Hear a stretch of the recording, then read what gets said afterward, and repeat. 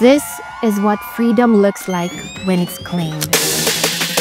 Malaya, makulay, masaya, fiesta, fabulosa, celebración de orgullo. Not given, but built.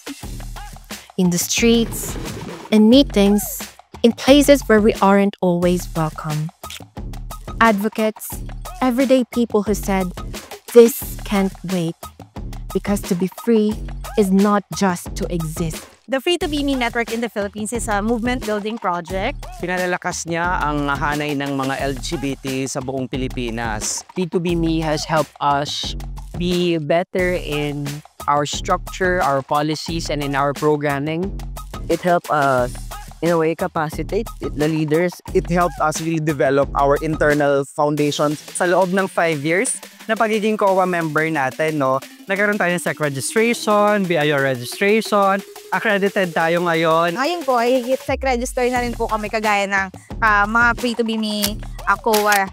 Pinagsama-sama niya yung mga organizations. Natuto kami maki-open sa ibang tao, tapos magkaroon na kami kasi sa ibang organization. From having 6 organization, ngayon 18 organization, local organization na yung partners Tanggala ngayon. Hindi lang isang maliit ng boses ng taga Calabarzon, pero pinagsama-sama into a national voice. Ito ay nagsinging gatong sa apoy ng aming advokasya. Strengthen our voice. Sa tulong ng Free2Be Me, they provided us platform and visibility that we have long sought for. Humihingi kami ng tulong sa kanila to support us in the lobbying of the SOGIE Equality Bill. Tinulungan tayo ng Free2Be Me na maipasa yung mga ordinances na nakabinbin doon sa lungsod del Monte. Nag-convene kami ng mga local officials para pag-usapan, para i-raise yung awareness nila. We've seen a lot of municipalities, a lot of LGUs who have developed and created their own ordinances, anti-discrimination ordinances. Yung pag-integrate ng SOGIE as component sa gender and development ng iba't ibang LGU na institutionalize natin yung mga programa, yung mga activities na para sa LGBTQI+. So nakakapag-conduct na po kami ng mga SOGIE sa iba't ibang barangay. Na turuan ng SOGIE SC ang mga kabataang bingi na miyembro na ng LGBTQI community. Nakapag-organize kami ng kauna-unahang Pride Summit na ginawa namin siya sa isang community college. I'm a data person, so I personally benefited from TLF Share Study, yung phase 1, and we've been using the data for our grant-making proposals. Different pathways po siya, pero yung kills po ay isang buo pa rin para sa mas malaking advokasya sa pagkakapantay-pantay po syempre ng sektor. Mas napalawak natin yung mga advocacy activities at mga campaigns natin. It gives us an opportunity po to reach out po sa mga places na parang malayo sa aming lugar. Isa sa amo ang pinakadako ni achievement yung makasulod sa BARM area, which is sa mga Muslim area.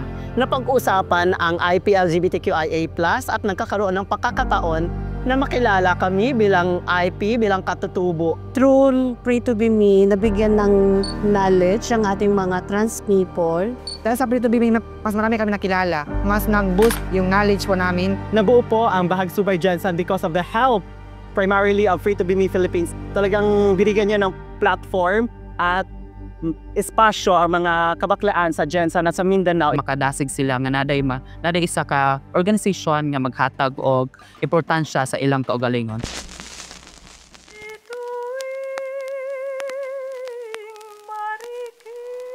And yet, there will be moments when the work feels invisible. When you wonder if the fight is moving fast enough, or if anyone still hears you. Alam mo, hindi naman mawawala sa atin na tayo ay hinahadlangan. Pataas pa rin yung rate ng discrimination sa school, sa community. Sabi nga haram daw kami, ganon. Bakit kayo yung magtuturo ng reproductive health? Hindi naman kayo magkakapamilya kasi mga bakla kayo. Not every fight comes with applause.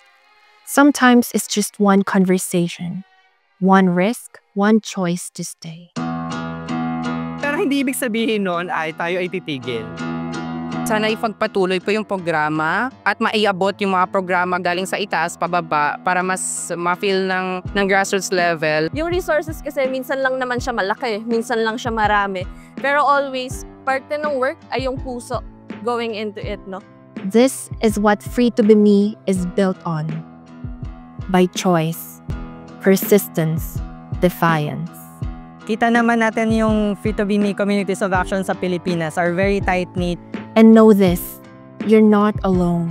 And I think even after the program, the relationship everyone has established with each other would last very long. Inaalagaan kami. Ganun kasi pag mahalaga ka, mahal ka, may halaga ka, at inaalagaan ka. And the way that Free to Be Me has always kept us nurtured and nourished is by the loving community that we have. I'm just fine, kissing in your backseat. Freedom to me ay yung nakakahinga ka ng maluwag. Freedom sa gutom, freedom sa kahirapan. Free to express yourselves, malaya pong magmahal. One day, it won't take much. I can stand on my own, na nakikita nila na eto ako, na hindi lang ako isang bingi at walang mali. Hindi mo mararamdaman na ikaw ay kasalanan kay ikaw ay LGBT. At malaya kang lumakad kahit sa ang community na hindi ka natatakot. Just one more voice, one more step, and everything will break open. May power ka na kailangan magawa ko to, kaya ko tong gawin. And when it does, we'll be ready. Because we never stopped believing we could be free.